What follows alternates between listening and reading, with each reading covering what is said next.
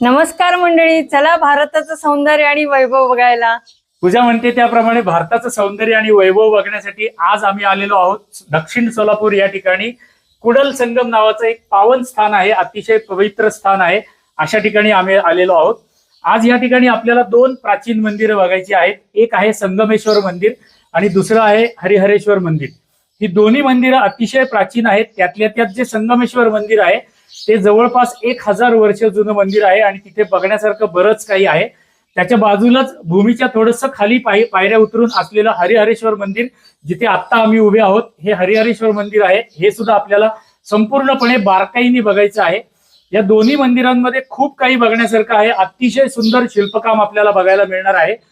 एका चलचित्रामध्ये ही दोन्ही मंदिरं आम्हाला बसवणं शक्य नव्हतं, त्यामुळे आम्ही ह्या मंदिरांची 2 चलचित्र बनवत आहोत. त्यातला आता आपण जो बघणार आहोत हा पहिला भाग आहे. या पहिल्या भागामध्ये आपण संगमेश्वर मंदिर बघणार आहोत आणि दुसऱ्या भागामध्ये आपण इथलं हरिहरेश्वर मंदिर बघणार आहोत. तर चला संगमेश्वर मंदिर बघायला आरंभ करूयात. हा आहे कुडल संगम मंदिराचा संपूर्ण परिसर. इथे आपल्याला अनेक मंदिरं बघायला मिळतात. एकाच परिसरामध्ये किंवा एकाच प्रांगणामध्ये अनेक मंदिरं आहेत, म्हणून याला मंदिर संकुल सुद्धा आपल्याला म्हणता येईल.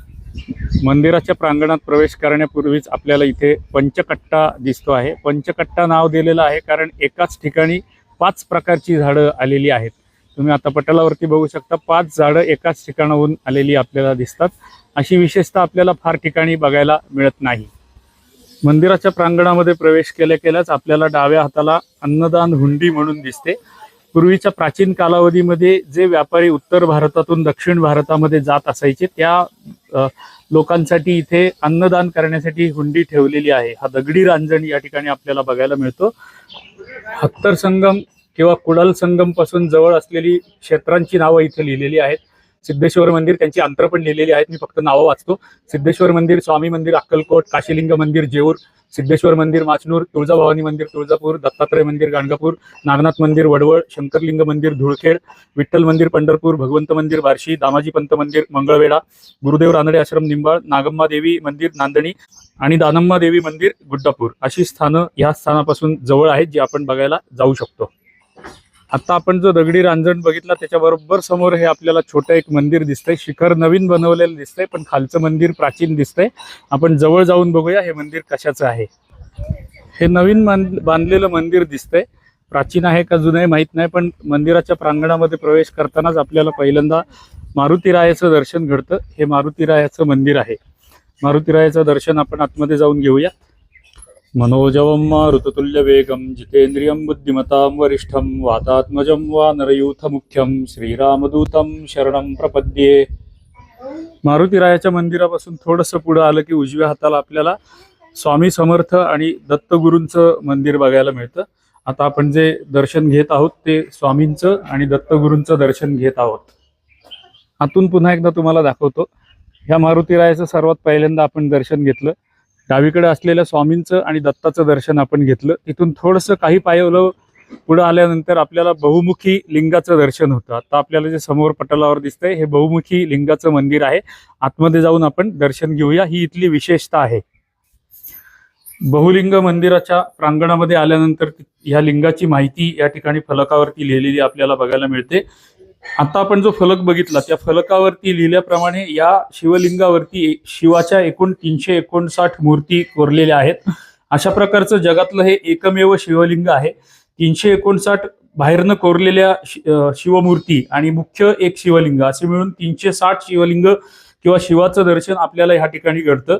इथल्या भाविकांची किंवा अनेक भाविकांची अशी श्रद्धा आहे की ह्या शिवलिंगाला अभिषेक केल्यावर प्रतिदिन आपण शिवलिंगाला अभिषेक केल्याचा पुण्य आपल्याला मिळतं, अशी अनेक भाविकांची श्रद्धा आहे.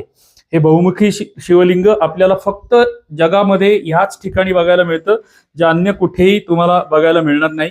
मी तुम्हाला पलीकडच्या अँगलनी पण थोडंसं दर्शन घडवतो. आता ही बहुमुखी शिवलिंगाची असलेली मागची बाजू आहे. थोडासा क्लोजअप मी तुम्हाला दाखवतो. अशा अनेक प्रकारची महादेवाचे मुखवटे ह्या शिवलिंगावरती कोरलेले आहेत आणि ही 359 महादेवाची मुख कोरलेली आहेत आणि मुख्य जे शिवलिंग आहे ते एक असं धरून 360 संख्या याची मोजली जाते. काही वर्षांपूर्वी ह्या परिसरामध्ये शेजारीच असलेल्या भीमा नदीला पूर आलेला होता आणि त्या पुरामध्ये ह्या भागामध्ये सगळीकडे गाळ साचला होता. काही वर्ष त्याचा गाळ या सगळ्या परिसरामध्ये पसरलेला होता आणि तो गाळ काढल्यानंतर काही मूर्ती आपल्याला त्यातून सापडल्या, म्हणजे गावकऱ्यांना सापडल्या. त्यातल्या काही मूर्ती ह्या बहुमुखी शिवलिंगाच्या मंदिरामध्ये ठेवलेल्या आहेत.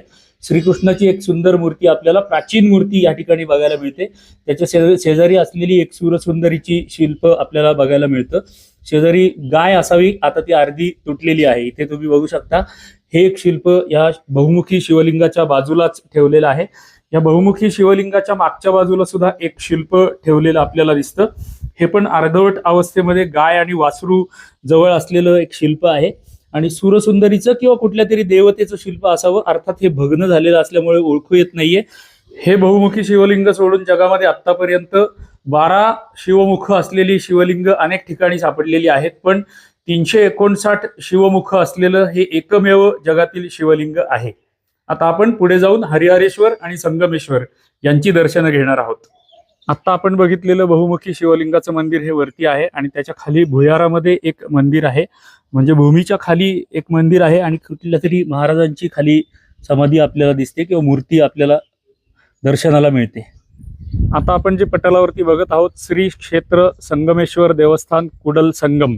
कुडल म्हणजे कन्नड भाषेमध्ये नदीच्या संगमाला कुडल म्हणतात, म्हणून कुडल संगम इथे लिहिलेला आहे. मी तुम्हाला आरंभाला सांगितल्याप्रमाणे भीमा नदी आणि सीना नदीच्या तटावरती किंवा संगमावरती असलेलं हे पावन स्थान आहे. मगाशी आपण एक दगडी रांजण बघितला होता, व्यापाऱ्यांसाठी, त्या कालावधीमधल्या व्यापाऱ्यांसाठी असलेला दगडी रांजण बघितला होता. तसाच एक दगडी रांजण इथे सुद्धा आपल्याला प्रवेशद्वारावरती ठेवलेला बघायला मिळतो. आता आपण जी मंदिराची कमान बघितली, त्या कमानीच्या खालच्या बाजूला फुलं कोरलेली आपल्याला दिसत आहेत. त्याच्या ज्या द्वारशाखा आहेत, 2 मुख्य द्वारशाखा मला इथे दिसत आहेत. त्याच्यावरती सुद्धा दगडामध्ये नक्षीकाम केलेलं आहे. जशा डाव्या बाजूला आहेत तशाच उजव्या बाजूला सुद्धा द्वारशाखा कोरलेल्या आपल्याला बघायला मिळतात. आता आपण मुख्य संगमेश्वर मंदिराच्या प्रांगणामध्ये प्रवेश केलेला आहे. समोर जो आपल्याला दिसतोय तो मुखमंडप आहे, त्याच्या आतमध्ये सभामंडप आहे आणि इथे अनेक गर्भगृह आपल्याला आतमध्ये गेल्यानंतर बघायला मिळणार आहेत. ह्या मुखमंडपाच्या बाहेरच्या बाजूला जर तुम्ही बघितलं तर इथे आपल्याला इथपासून नक्षीकाम दिसायला सुरुवात होते. बाहेरच्या बाजूनी पूर्णपणे कट्टे बनवलेले आहेत आणि त्याला बाहेरच्या बाजूनी सुंदर फुलांचं नक्षीकाम केलेलं आपल्याला बघायला मिळतं.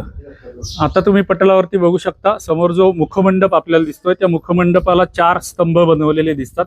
1, 2, ह्या डाव्या बाजूला 2 स्तंभ आहेत आणि उजव्या बाजूला 2 स्तंभ आहेत. इथे अनेक स्तंभ आपल्याला बघायला मिळणार आहेत. काही स्तंभ त्यातले आपण व्यवस्थित बघूयात. आतापर्यंत आपण अनेक मंदिरांमध्ये रंगशिळा बघितलेल्या आहेत. रंगशिळा म्हणजे आतमध्ये गर्भगृहामध्ये असलेल्या परमेश्वरासमोर आपली कला सादर करण्यासाठी जे स्थान वापरलं जायचं, त्या स्थानाला आपल्या संस्कृतीमध्ये किंवा प्राचीन कालावधीमध्ये रंगशिळा असं म्हटलं जायचं.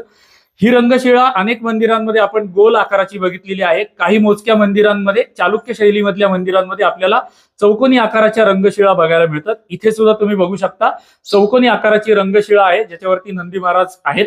आतमध्ये जे अंतराळ आहे, मोठं अंतराळ आहे, त्या अंतराळामध्ये सुद्धा एक रंगशिळा आपल्याला बघायला मिळते. तिथे सुद्धा एक संगमरवरी नंदी महाराज नंतर लावण्यात आलेले आहेत. हा आत्ता जो आपण बघत आहोत हा मंदिराचा सभामंडप आहे. मुख्य गर्भगृह संगमेश्वराचा अगदी समोर आहे आणि डाव्या हाताला सुद्धा एक आपल्याला गर्भगृह बघायला मिळतं. तिथे सुद्धा आपल्याला एका महादेवाचं दर्शन होतं, ते आपण आतमध्ये जाऊन बघूयात. ओम त्र्यंबकं यजामहे सुगंधिं पुष्टिवर्धनम् उर्वारुकमिव वन्दनान् मृत्योर्मुक्षीयमामृतात्.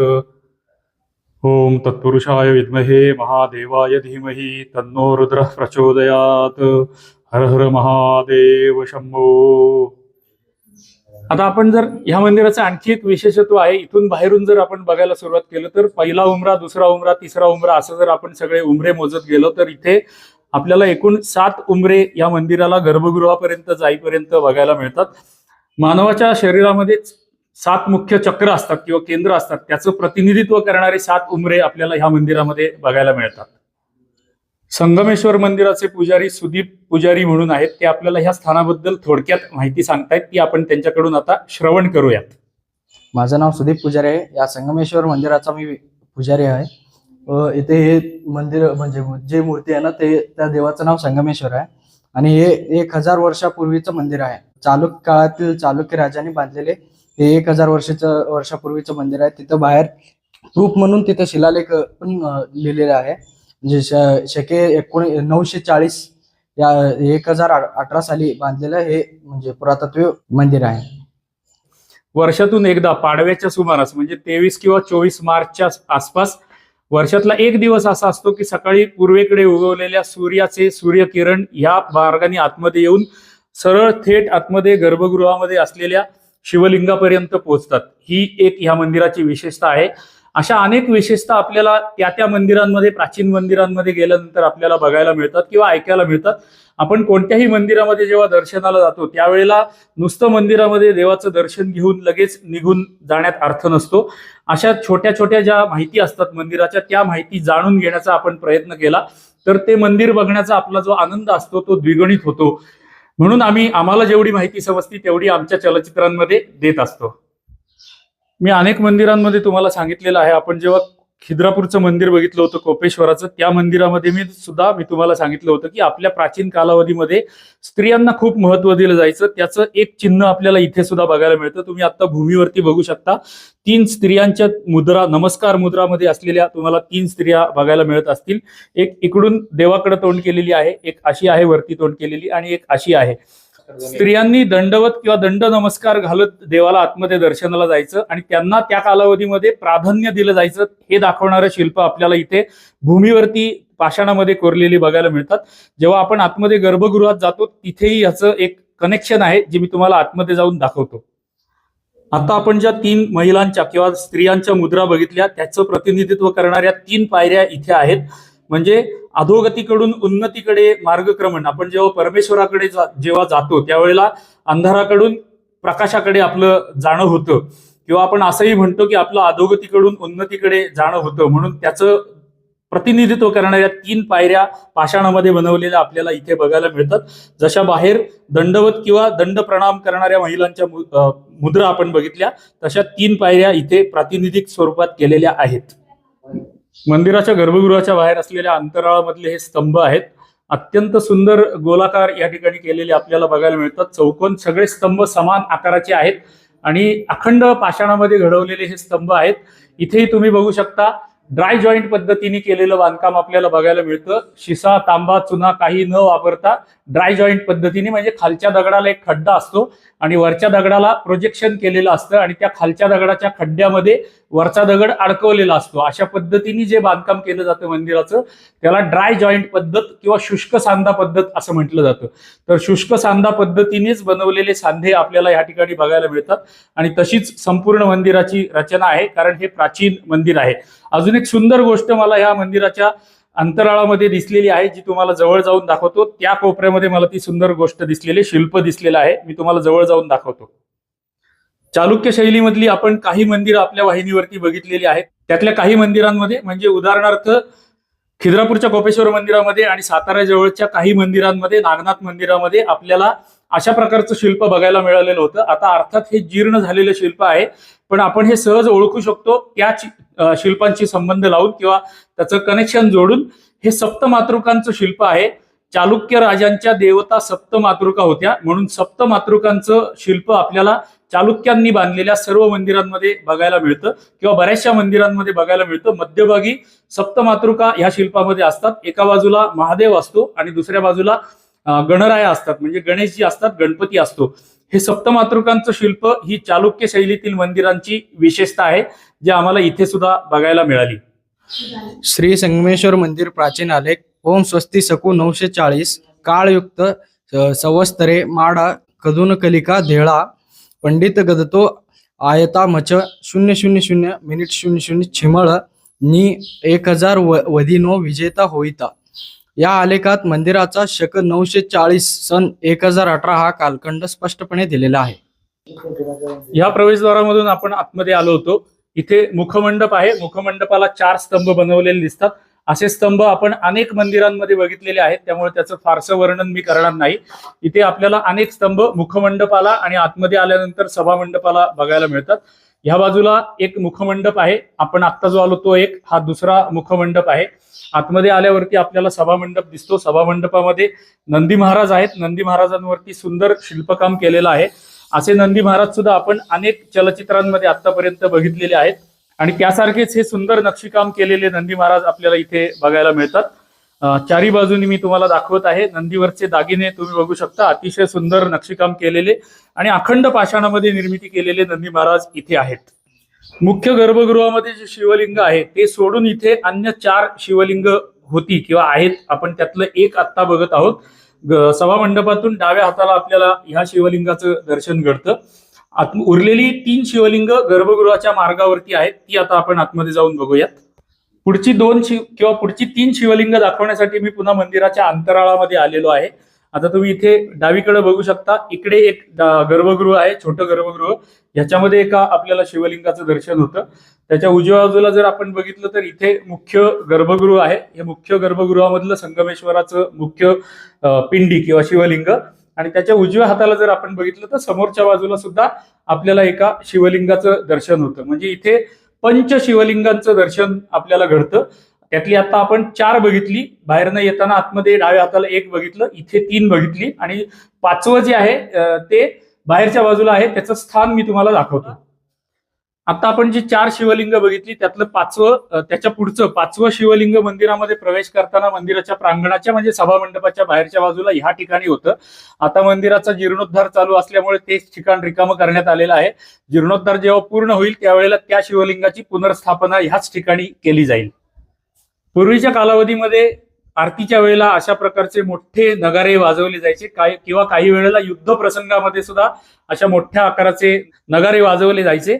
त्यातला एक नगारा आम्हाला या ठिकाणी सभामंडपामध्ये बघायला मिळाला. मी तुम्हाला साईडनी दाखवतो. आपण सोलापूरच्या सिद्धेश्वर मंदिरामध्ये आणि मल्लिकार्जुन मंदिरामध्ये सुद्धा अशा प्रकारचे नगारे बघितले होते. मल्लिकार्जुन मंदिरातला नगारा ह्याच्यापेक्षा खूप मोठ्या आकाराचा आहे, पण हा पण मोठ्या आकाराचा नगारा इथे आम्हाला बघायला मिळाला. कोणत्याही मंदिरामध्ये प्रवेश केल्यानंतर मुख्य मंदिरातल्या गर्भगृहातल्या देवाचं दर्शन घेण्यापलीकडे सुद्धा मंदिरामध्ये बघण्यासारखं बरंच काही असतं, आणि मंदिरामध्ये दर्शनाला येणारे 99.99% लोक अशा गोष्टी बघत नाहीत. आता तुम्ही पटलावरती बघू शकता, आपल्या प्रत्येक चलचित्रामध्ये मी हे दाखवत असतो, कारण ह्या गोष्टींची लोकांना आवड लागली पाहिजे. यांची किंमत किंवा ज्याला इंग्रजीमध्ये व्हॅल्यू म्हटलं जातं, ती व्हॅल्यू लोकांना समजली पाहिजे. हे आपलं उद्दिष्ट आहे, आपल्या वाहिनीचं उद्दिष्ट आहे. आता तुम्ही वरती बघू शकता, अखंड एका पाषाणामध्ये जवळपास 4 फूट बाय 4 फूट आकाराचा एक अखंड पाषाण घेतलेला आहे, आणि त्या पाषाणामध्ये दगडाला कोरून असं प्रोजेक्टेड झुंबर बनवलेलं आहे. मुख्य मंदिराचा जो सभामंडप आहे त्या सभामंडपामध्येच नंदी महाराजांच्या वरती हे प्रोजेक्टेड कमळ आहे किंवा फुलाचा आकार केलेला आहे. प्रत्येक मंदिरामध्ये जवळपास आपल्याला असं वरती छताकडे हे झुंबर बनवलेलं बघायला मिळतं. काही मंदिरांमध्ये तर प्रचंड 10-10 फूट आकाराची अखंड झुंबर आपण बघितलेली आहेत. तुम्हाला आठवत असेल, आपण भंडारदऱ्याच्या शेजारी असलेलं मंदिर बघितलं होतं. त्या मंदिरामध्ये जवळपास 10 फूट आकाराचं असं शिल्प बघितलेलं होतं, पण 4 फूट 3 फूट आकाराची अशी शिल्प तर अनेक ठिकाणी आपल्याला बघायला मिळतात. मी तुम्हाला वेळ घालवून मुद्दाम दाखवतोय. तुम्ही कल्पना करा की हे शिल्प एका अखंड पाषाणामध्ये बनवायचं आहे. हे बनवायला कारागिराला किती दिवस किती महिने कष्ट करावे लागले असतील, आणि ते बनवलेलं शिल्प एवढ्यावरती उंचावरती बसवायला आपल्या पूर्वजांनी किती कष्ट केले असतील याची फक्त तुम्ही कल्पना करा. म्हणजे पुढच्या वेळेला जेव्हा तुम्ही प्राचीन मंदिरामध्ये एखाद्या वेळेला जाल त्यावेळेला तुम्ही अशा गोष्टींकडे विशेष ध्यान द्याल, आणि आपल्या मित्रमंडळींना अन्य लोकांना सुद्धा मंदिरातल्या या विशेषता बघायला उद्युक्त कराल. जो आमचा उद्देश आहे तो पण त्याच्यामध्ये तुम्ही आम्हाला मदत कराल, ही आमची विनंती आहे.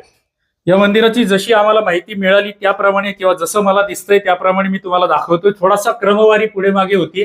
नेहमीच्या आपल्या पद्धतीप्रमाणे एका क्रमामध्ये मी तुम्हाला हे मंदिर दाखवू शकलो नाही, त्याबद्दल क्षमस्व. पण जे काय मला समोर दिसतंय आणि जी माहिती मिळते ती मी तुम्हाला दाखवण्याचा प्रयत्न करतोय.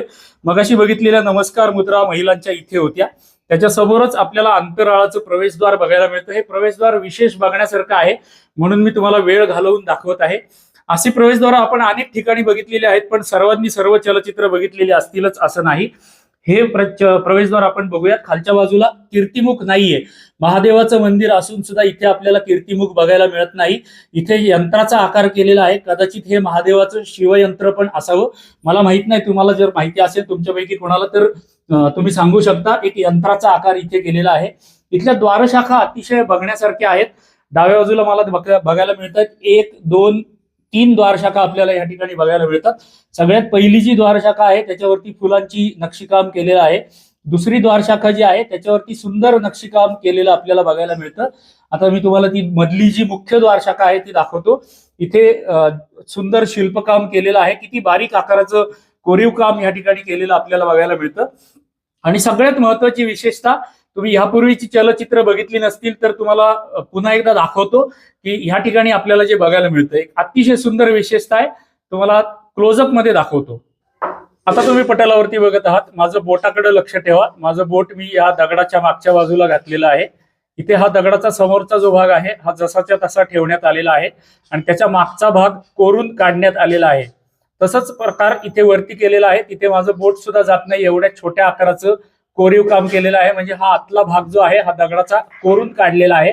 तसंच नक्षीकाम इथे वरती सुद्धा केलेलं आहे. म्हणजे 3 स्तरांमध्ये समोरचा पाषाणाचा भाग जसाच्या तसा ठेवलेला आहे आणि त्याच्या मागचा भाग कोरून काढण्यात आलेला आहे, जे आपल्याला इथे बघायला मिळतं. आता तुम्ही विचार करा, प्राचीन कालावधी म्हणजे 1000 वर्षापूर्वी कोणतीही आधुनिक शस्त्रास्त्र नसताना, आधुनिक मशिनरी नसताना, ड्रिल मशीन, ग्राइंडिंग मशीन इत्यादी हत्यारं नसताना आपल्या पूर्वजांनी ह्या प्रकारचं 3D नक्षीकाम कसं करून ठेवलेलं असेल आणि त्यांना हे नक्षीकाम करण्यासाठी किती कष्ट करावे लागले असतील आणि किती कालावधी लागला असेल. आणि कुठल्याही प्राचीन मंदिरामध्ये गेल्यानंतर आपण हे बघितलं पाहिजे आणि इतरांनाही हे बघायला उद्युक्त केलं पाहिजे. आता आपण ज्या द्वारशाखा, सुंदर द्वारशाखा बघितल्या, त्याच्या वरचा भाग अशा प्रकारची दगडामध्ये कोरलेली झुमरं, ह्या एका ओळीमध्ये असलेली दगडाची झुमरं आपण अनेक मंदिरांमध्ये आतापर्यंत बघितलेली आहेत.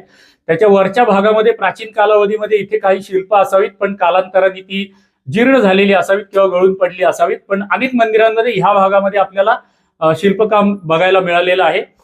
नेहमीप्रमाणे इथे ललाट बिंब पण आहे आणि ललाटे बिंबामध्ये गणेशजींची स्थापना करण्यात आलेली आहे. आपल्याकडे एक चांगली गोष्ट आपल्याला अशा प्राचीन मंदिरांमध्ये बघायला मिळते. त्यातली एक सहज गोष्ट बाहेर पडता पडता आम्हाला दिसली म्हणून दाखवतो. मंदिराच्या मुखमंडपाच्या वरच्या भागामध्ये असलेलं जे वरचं शिल्प होतं ते खराब झालं होतं, म्हणून इथल्या ग्रामस्थांनी पुढाकार घेऊन दगडामध्ये एक सुंदर शिल्प, समान शिल्प घडवून मुखमंडपामध्ये वरती लावण्यात आलेलं आहे. हे आता आपण जे पटलावर बघतात हे नंतर लावण्यात आलेलं शिल्प आहे. आता आपण संगमेश्वर मंदिराची बाहेरची बाजू बघत आहोत. हे उजव्या बाजूचं बघितलेलं गर्भगृह आपण होतं. मुख्य शिखर आपल्याला दिसतंय. हे सगळं जे बांधकाम केलेलं आहे हे जीर्णोद्धार करताना मंदिराचं नव्याने केलेलं बांधकाम आहे. हे जे समोर आपल्याला मुखमंडप समोर दिसला हे सगळं प्राचीन बांधकाम आहे आणि या बाजूला जे केलेलं दिसतंय हे नवीन जीर्णोद्धार करताना केलेलं काम आपल्याला बघायला मिळतं.